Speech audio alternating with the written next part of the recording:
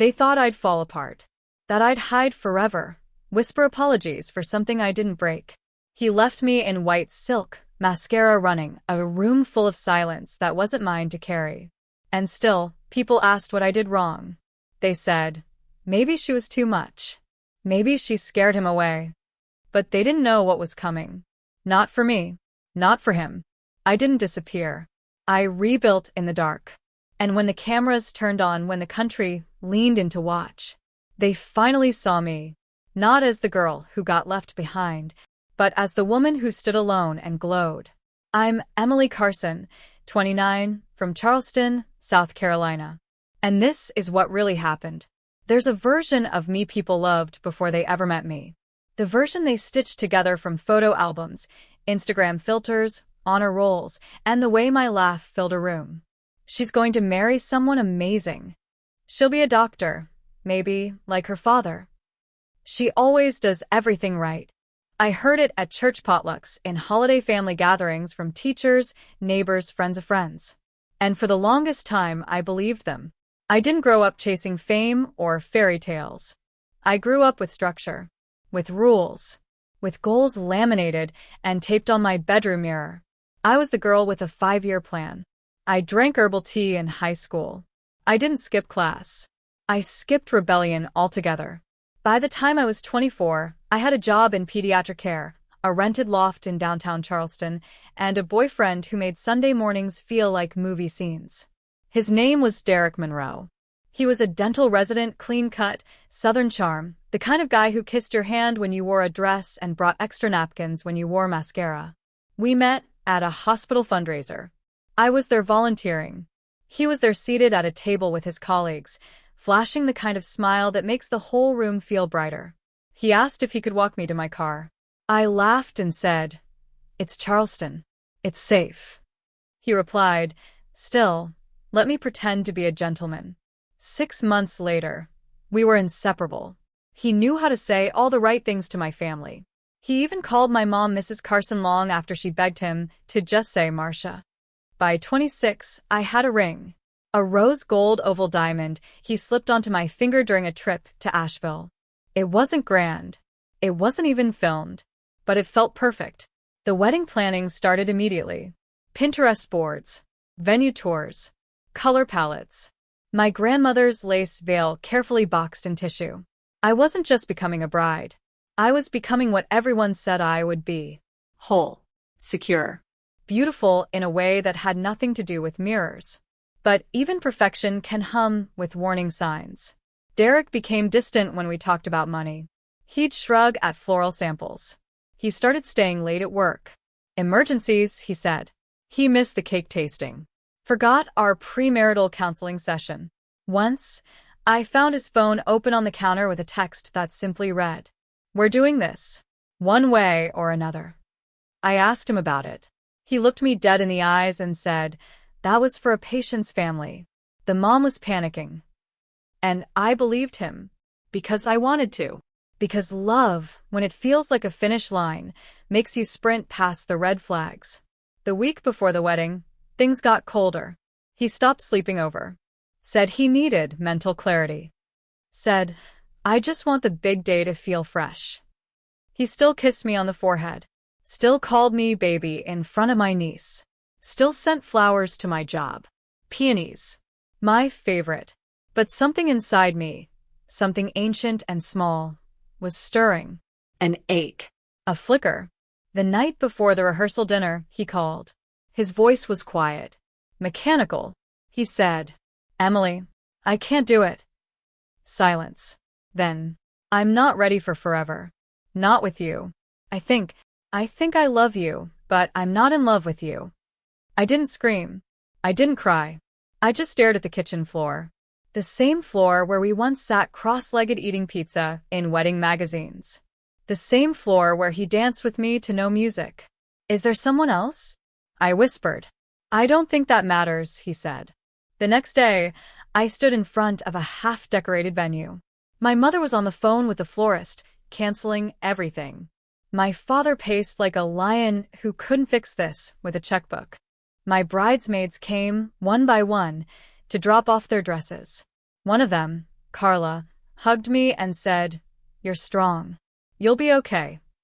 But they all looked at me like I was broken glass. I didn't post a statement. Didn't take down the Instagram engagement highlight. Didn't make it a story. I let people talk. She must have done something. He's such a good guy. Maybe she pressured him. I always felt like she was trying too hard. Derek didn't even call again. He vanished like a skipped heartbeat. My inbox filled with silence. My home filled with boxes labeled wedding in Sharpie. One night, I sat on the bathroom floor in my veil. Just the veil. It had belonged to my grandmother. It smelled like mothballs and lilies. And I thought to myself, this is what it feels like to disappear inside your own life. My father tried to make me take a vacation. My mother begged me to move back in. But I didn't want comfort. I wanted invisibility. And I got it. For months, I went to work and came home. Didn't see friends. Didn't answer questions. I deleted every reminder. I didn't even cry that much. Because heartbreak isn't always loud. Sometimes it just hums like static. My cousin Rachel told people I was taking a break from dating. My mother told her friends, "We don't talk about that anymore." And my aunt, God bless her, just sent me wedding memes. Like the kind with cats in tuxedos and captions that read, "Still single, still thriving." I became a ghost in my own family. The failed bride. The girl who almost. But here's the thing about being erased. You start to wonder what it would feel like to write your story from scratch. And that's exactly what I did. Not with noise. Not with a bang. But with something small. Quiet. Unseen. I started going to the grocery store again. It sounds silly, but for 3 months I lived off takeout and stale crackers. I couldn't bear the fluorescent lights, the sound of happy couples arguing about pasta sauce, or the cashier saying, "Oh, I thought you were getting married this fall." But one Tuesday morning, I woke up and didn't feel numb. Not joyful. Not excited. Just willing. Willing to put on jeans, brush my hair, and walk into the world without armor. That same day, I saw a flyer pinned to the corkboard near the checkout line. Local TV workshop. Volunteers needed, no experience required. It wasn't glamorous. It was for a small community station called Lowcountry View, a place where seniors watched church recaps and retired teachers hosted cooking shows. But something about the flyer pulled at me. Maybe it was the word volunteer. I wasn't ready to work again. Not in the real world. Not with expectations. So I emailed. The producer, a woman named Monica Rivera, replied the same day. She said, "We're happy to have warm bodies and patient minds. Come by Wednesday." And that's how it started. I didn't go on air. I didn't even touch a camera. For the first few weeks, I fetched water bottles, printed scripts, and organized cue cards. The studio smelled like burnt coffee and old carpet. The chairs squeaked. The teleprompter froze every hour. And I felt safe. No one knew me there. No one whispered about Derek. No one asked if I was okay. Monica handed me a clipboard and said, "If you can survive bridesmaids and linen vendors, you can handle this place." I smiled. Not because it was funny, but because it was the first time I'd been seen as capable again. One day, a guest canceled last minute. The scheduled segment was on local nonprofits. Monica panicked. The host, Gary, flipped through cue cards like they were about to catch fire. I said, "I can fill in." They blinked. "You?" Monica asked. "You've never been on air." "I don't need to be perfect," I replied. "Just useful." They gave me a mic, a high stool, a stack of prep notes. My hands were trembling. The lights were blinding. But the moment the red on-air light blinked, something inside me clicked. I spoke clearly. Not rehearsed, just real. I talked about volunteering, about post-trauma silence, about rebuilding through service. The phones lit up. Emails poured in. One viewer wrote, "I thought I was the only one who crawled through the aftermath of almosts. Thank you for showing up." Monica asked me to come back. Not as a guest, but as a contributor. Once a week became twice a week. Then I was prepping full segments. Still off camera. Still low-key. But then came Mrs. Hargrove. She was 78. A retired librarian. Her grandson signed her up for our new tech literacy segment called Silver Screens. The idea was to teach seniors how to use phones, apps, even Zoom. Mrs. Hargrove was assigned to me. "This machine hates me," she muttered, squinting at her Android tablet. "Every time I touch it, it explodes or hides." I laughed softly. "Maybe it just needs to learn your rhythm." She glanced up. "Honey, everything around me is forgetting my rhythm." There was a long pause. And then I said, "Let's reintroduce you." We spent hours together. She told me about her daughter in Arizona, how they hadn't talked since the pandemic, how the only photo she had was printed and curling at the edges. We set up her email, then a Zoom call. When her daughter's face appeared on that screen, Mrs. Hargrove gasped. She didn't speak for 10 seconds. And then she whispered, "You brought my baby into my living room." I cried the second I got home, not because of the tech, but because for the first time in a long time I had mattered.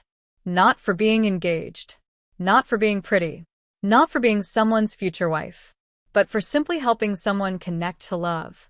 After that day, I started collecting stories like hers. Each time a senior learned to FaceTime their grandkids, or order groceries, or write an email, it felt like a small revolution. We turned the segment into a series. I started filming behind-the-scenes walkthroughs. I'd narrate them quietly, with step-by-step voiceovers. Tap the blue button on the bottom right. Don't worry, if you mess up, we can reset. Everything new is just something unfamiliar, not something wrong. The producers noticed my calm voice. Monica pulled me aside and said, "You're good at this. Like, really good." I shrugged.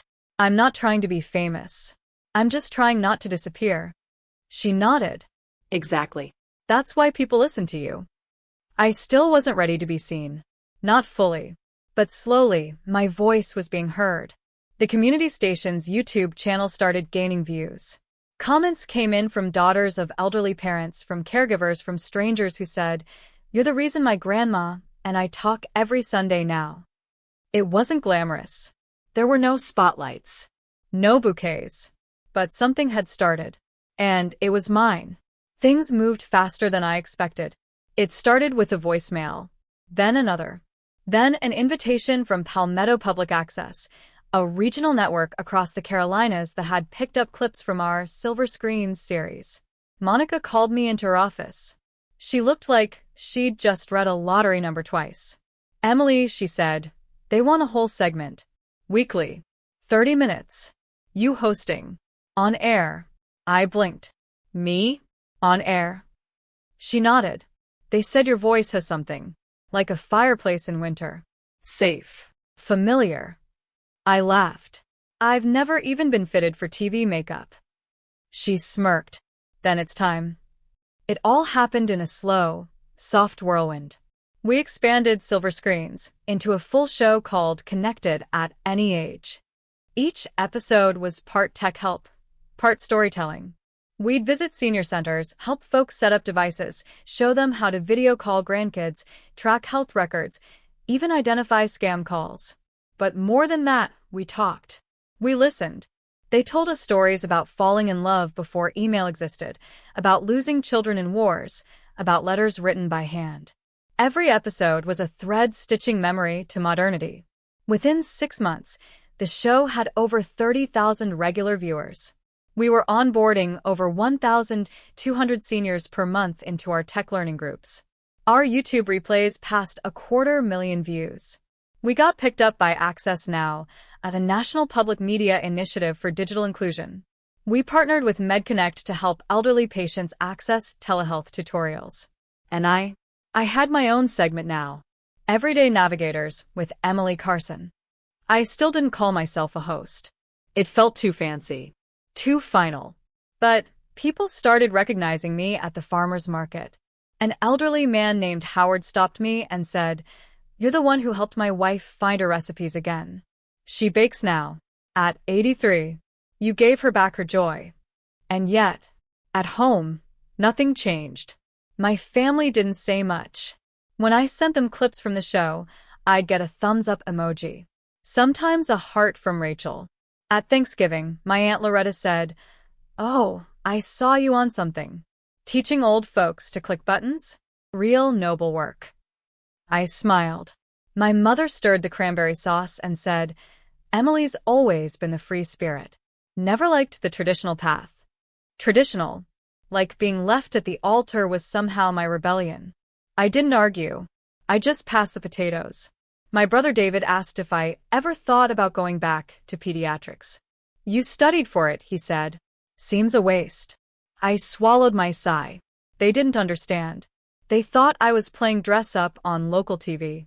They saw the success, but not the substance. And part of me, some quiet inner child, still longed for their applause. Still hoped my dad would say, I'm proud of you, Emmy. Still wanted my mother to call one Sunday and say, I watched your episode. I cried. But they didn't. So I poured myself into the work. I built something called ElderLink, a digital toolkit for caregivers and older adults. We offered downloadable guides, video walkthroughs, even a 24/7 chatbot. We partnered with libraries, retirement homes, and veteran centers. I spoke at Digital Inclusion Day in Raleigh. A guy from the FCC called our project a national model for empathy-driven tech literacy. But at Christmas dinner, my mom handed me a candle and said, I just didn't know what to get you since, well, you're not technically married or anything. I smiled, said thank you, and drove home alone, the candle warm in my lap, the silence heavier than ever. I wasn't bitter. I was just invisible to the people who once saw me as their brightest hope. And that's a strange kind of grief. To be successful in the world's eyes, but still feel like a cautionary tale in your own home. There was no anger, only distance. But distance has a way of clarifying things. Like how fulfillment doesn't always come with family validation. Sometimes, it comes in the form of a trembling hand learning to swipe. A grandmother laughing during a Zoom call. A handwritten note from someone in Missouri that reads, You made me feel capable again. Thank you. My inbox overflowed with strangers who felt connected, while my family drifted further into polite avoidance.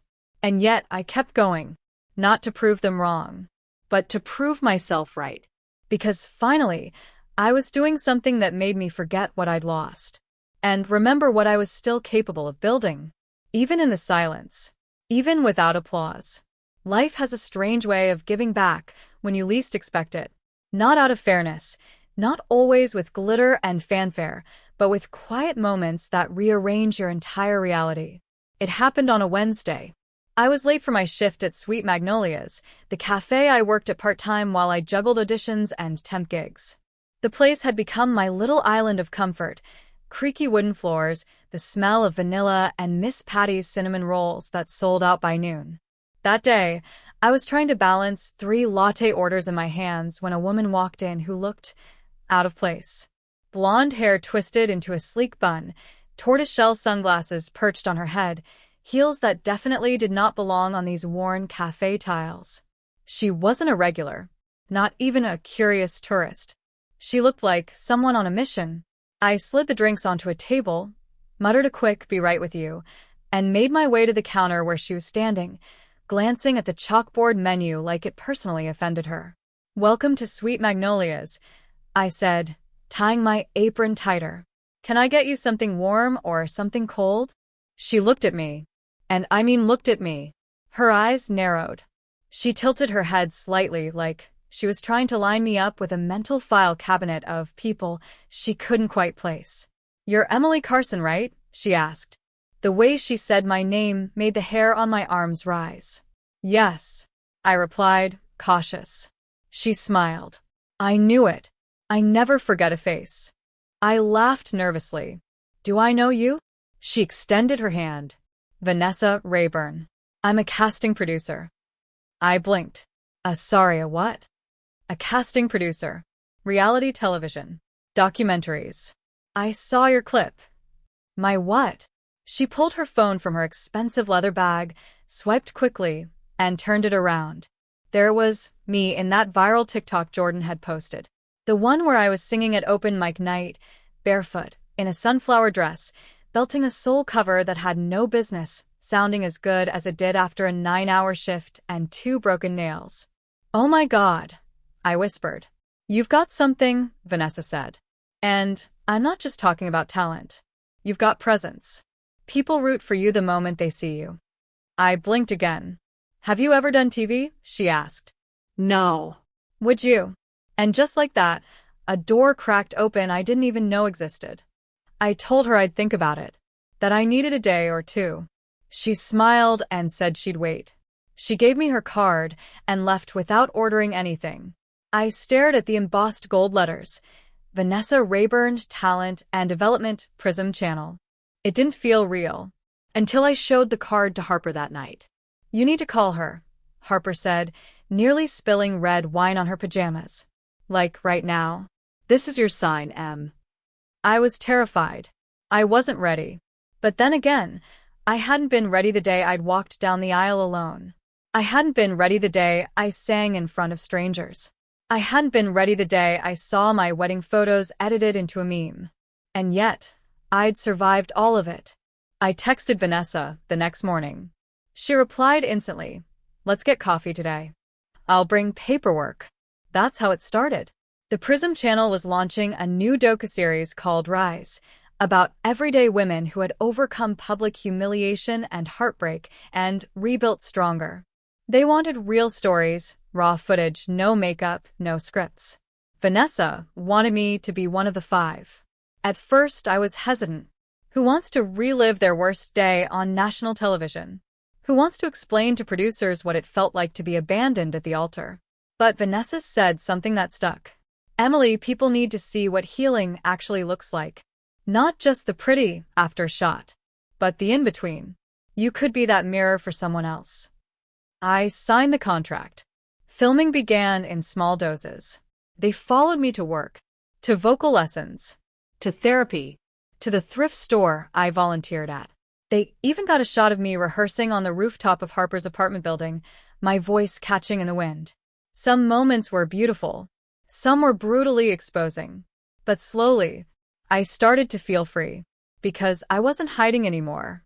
I wasn't apologizing for not being who he wanted, or for not being perfect. I was just being me, and that was finally enough. The show aired 6 months later. I had no idea how big it would become. Episode 3, my episode, was titled "The Girl in the Sunflower Dress."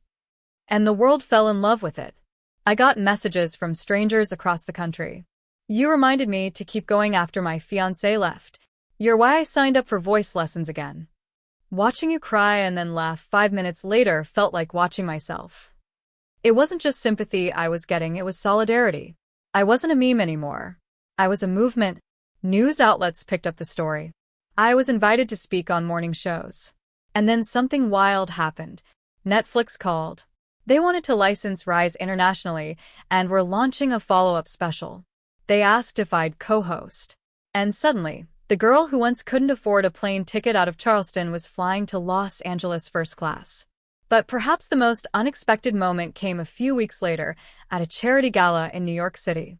It was a fundraiser for women's shelters, and Prism had asked me to sing during the dinner. I chose a stripped-down version of "Ain't No Mountain High Enough," because something about that song just felt like truth. As I walked off stage, heart racing, I heard someone calling my name. I turned, and standing there, holding a champagne flute and looking like he hadn't aged a single day, was Nathan. Yes, him. The man who left me before our wedding. The ghost of every sleepless night I'd ever had. He walked toward me slowly, cautiously, like I might vanish. "Emily," he said, voice softer than I remembered. "Nathan." He looked down, then up. "You were incredible up there." "Thanks. You always had it in you." "I know." There was an awkward silence. He sighed. "I saw your episode." I nodded. I didn't realize how much I hurt you." "It's not about you anymore, Nathan." He blinked, visibly caught off guard. "I just wanted to say I'm sorry. For how I left. For everything." I smiled. "I forgave you a long time ago." He looked stunned. "But I never needed your apology to rise," I added. And with that I walked away. Not because I was angry, but because I had finally outgrown the chapter he belonged to. When I got home after that day on set, the day Anthony Hale said my name on national TV, I didn't sleep. I didn't cry either. I just sat. I sat on my small gray couch in my tiny living room, arms around my knees, staring at my dark television screen like it was a window to a life I couldn't yet believe was mine. I was trembling, but not from fear, from recognition. Something massive had shifted, and I could feel it in my bones. I didn't even have to check my phone. It was still buzzing every few seconds. Messages, emails, calls, people from high school, from my church, from college, even from the wedding venue, reaching out like they'd just remembered I existed. But I wasn't ready to open any of them yet. Instead, I went to the bathroom, turned on the faucet, and looked at myself in the mirror. For the first time in what felt like years, I didn't see the girl he left. I saw the woman who stayed. The woman who kept showing up, to herself, to her healing, to her dreams. And then I laughed. A small, startled kind of laugh, like something long locked away had finally cracked open. Because somewhere in this wild whirlwind of cameras and sets and spotlights, I hadn't lost myself. I'd found myself. But finding myself didn't mean the world suddenly made sense. Because the very next day, Blake messaged me. Not just a hi or a how are you? He sent a voice note. And I shouldn't have listened. I know I shouldn't have. But of course I did. Hey. I saw the show. I didn't even know you were doing something like that. You looked amazing. You were glowing. And I mean, wow, Anthony Hale? That's huge. I guess. I just wanted to say I'm proud of you. Really. I know I didn't say it back then. I know I messed up. But you've always deserved to be seen. And you were. You are. And I'll always regret not standing there with you. My heart twisted at those words. Not because I wanted him back, but because for the first time he saw me. Not just physically, but the parts of me he ignored, dismissed, and walked away from. And part of me wanted to scream. Too late. But a deeper, quieter part whispered, it doesn't matter anymore. He wasn't my ending. He was the ignition. Still, his message stirred something in me I didn't expect. Not love. Not longing. But a haunting ache for the version of me who once waited by the window, hoping he'd come back. She didn't need him anymore. But I owed her closure. So I replied with one sentence. Thank you. I found my light.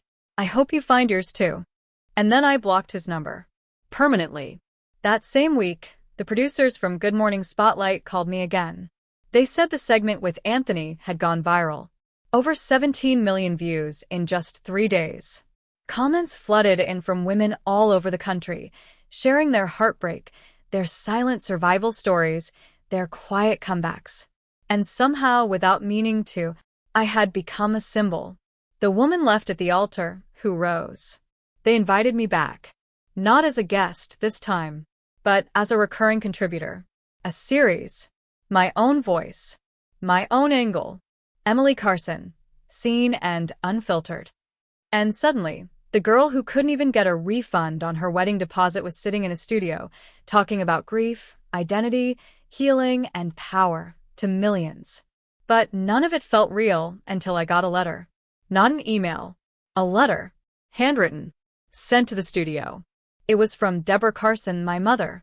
We hadn't spoken in almost a year.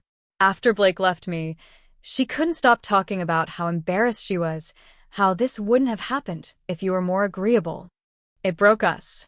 But in the letter, she wrote, Emily, I watched your segment with your father. We both cried.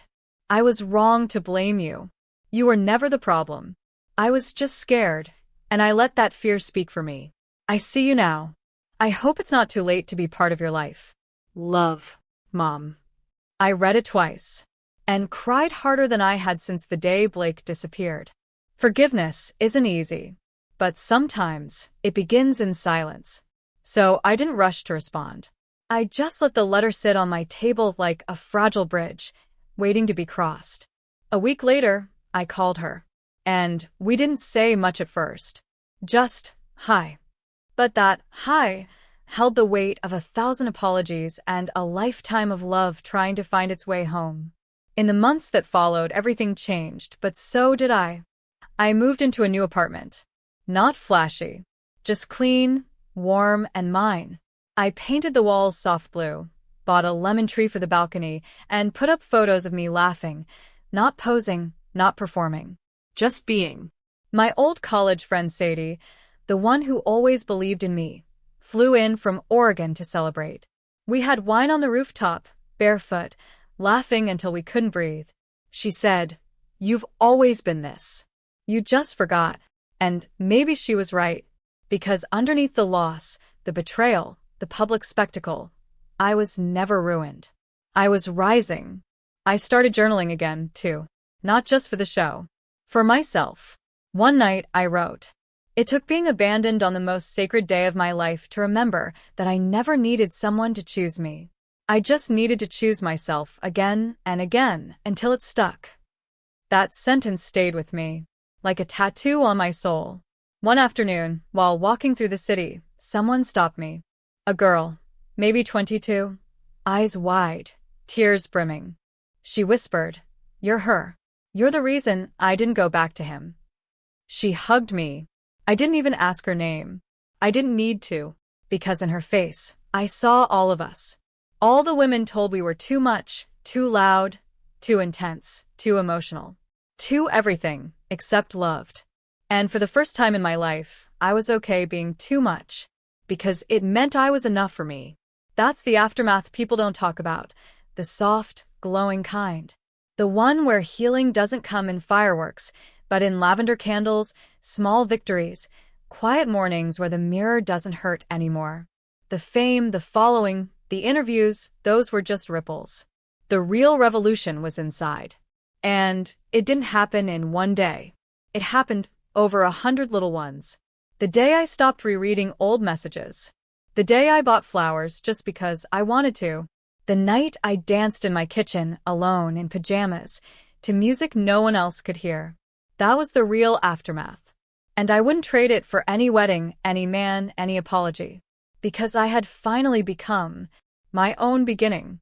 It was strange how silence stopped feeling empty. In the first few weeks after the show ended, I spent a lot of time alone. But it didn't hurt anymore. The quiet wasn't hollow. It was clean.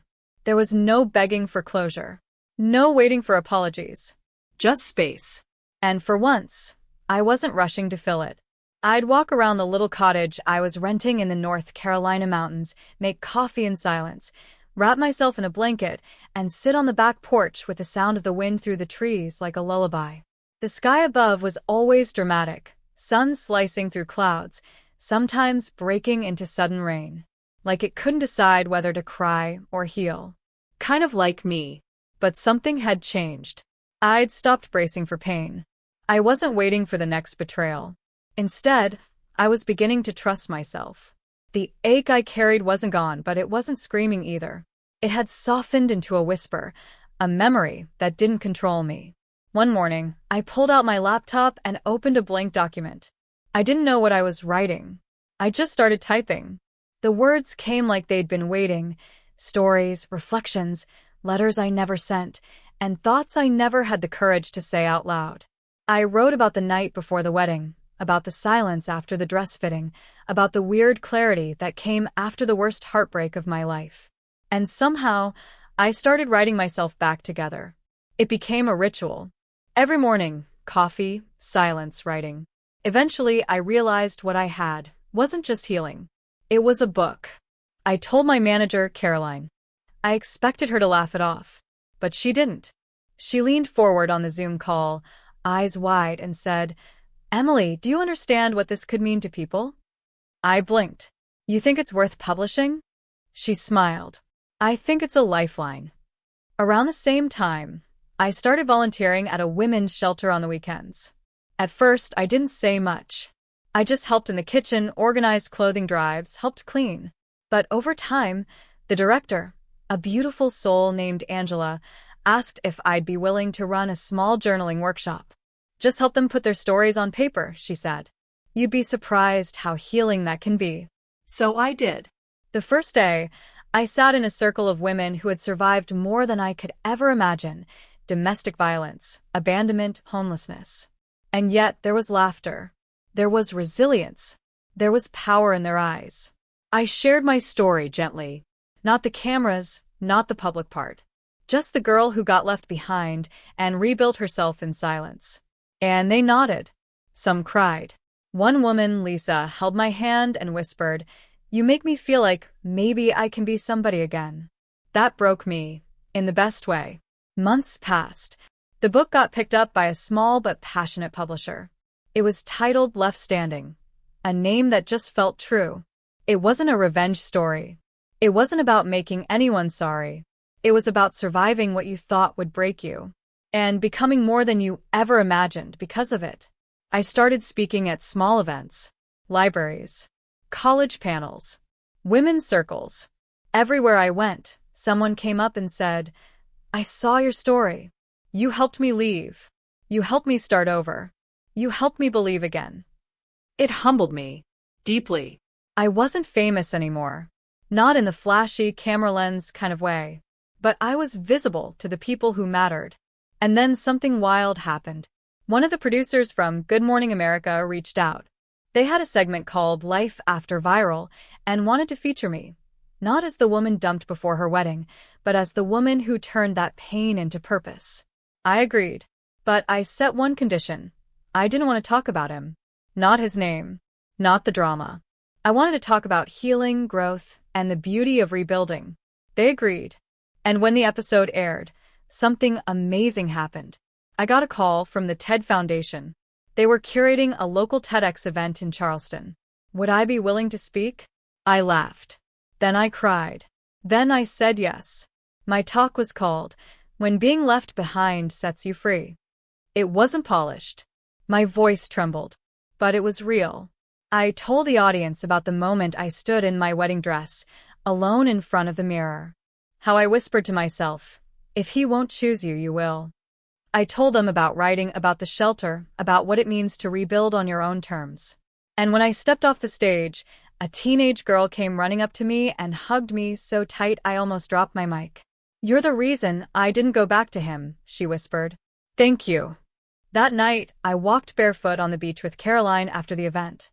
The waves rolled in and out like breath, and I said something I hadn't dared to say before. "I'm actually happy." Caroline smiled. "You're not just happy, Em. You're whole." She was right. I wasn't waiting for someone to come back. I wasn't hoping someone would see my worth. I already had. I knew it now. I had created a life that wasn't perfect, but it was mine. Then one day, back in Charleston, I walked past a bridal boutique downtown. In the window, a mannequin stood in a dress eerily like the one I was supposed to wear. But this time I didn't freeze. I smiled and whispered, "Thank you." Because if that day had gone the way I planned, I never would have found the life I was meant to live. I don't know who you are, where you're sitting as you listen to this. On your bedroom floor, maybe. Or driving home in silence. Or lying awake at 2 a.m., hoping something finally makes sense. But I know this. If you've ever been left behind, humiliated, or broken in full view of the people who promised to love you, you're not alone. And you are not the wreckage they left behind. I didn't make this video to prove something to Daniel. I didn't sit down with the producers and tell my story to get revenge. And I didn't walk onto national TV because I wanted him to regret leaving me. I did it because I needed to look in the mirror and see that I still existed, even when someone tried to erase me. You see, heartbreak doesn't always come with warning signs. Sometimes it sneaks in quietly, wearing the face of someone you love. Sometimes it walks you to the altar and then disappears before the vows. But if you're listening, and your heart is tired from carrying what someone else dropped, let me tell you this. You don't have to wait for an apology to move forward. You don't need closure from someone who walked away mid-sentence. And you definitely don't need permission to bloom again. I used to believe that love was something you earned. That if I was sweet enough, supportive enough, forgiving enough, he'd stay. I thought if I bet myself into every shape he needed, he'd finally see me as the one. But now I understand. Real love doesn't require you to disappear. It doesn't require silence when you're hurting, or shrinking when you're trying to shine. When Daniel left me, I felt like the story was over. But that wasn't the end. It was the middle. And the middle is messy. It's full of tears, therapy, nights of staring at your phone and wondering if maybe it was all your fault. But it's also where the magic lives. The middle is where you find out who you are without the scripts, the masks, or the need to be chosen. And once you stop performing for love, you start becoming love. That's what changed everything for me. I didn't become famous overnight. I didn't suddenly get picked up by a network and handed a career. It started with one terrified moment on live TV, telling the truth no one wanted to hear. And in that moment I realized, every time we tell the truth, even if our voice shakes, it becomes a map for someone else. A lighthouse in someone's storm. So maybe that's why you're here. Maybe you needed someone to tell you that heartbreak doesn't mean you're broken. That being left doesn't mean you're unworthy. That the wedding dress in your closet doesn't define your future. It just reminds you how far you've come. I still have mine. I didn't burn it. I didn't donate it. I keep it as a reminder of the girl who waited by the door. And the woman who walked through it anyway. To anyone who's ever felt like the afterthought, the backup plan, the one who got away because they were too much. You are not too much. You are not hard to love. You are not behind. You're becoming. And becoming takes time. Some people will watch your journey and clap. Others will gossip. Some will walk away when you stop shrinking for them. Let them. Your life is not a PR campaign to keep other people comfortable. It's not a highlight reel for the ones who ghosted you. It's a soul-deep, sacred unfolding, designed uniquely for you. If you take anything from my story, take this. You don't have to be the same girl who got left. You can grow louder. You can become softer. You can fall apart and still rise in front of everyone who counted you out. It's not about revenge. It's about rising. Not to say, look what you missed, but to whisper, look what I've found without you. That's peace. That's power. And that is yours now. So go. Write your story. Even if your voice shakes. Even if the ending's unclear.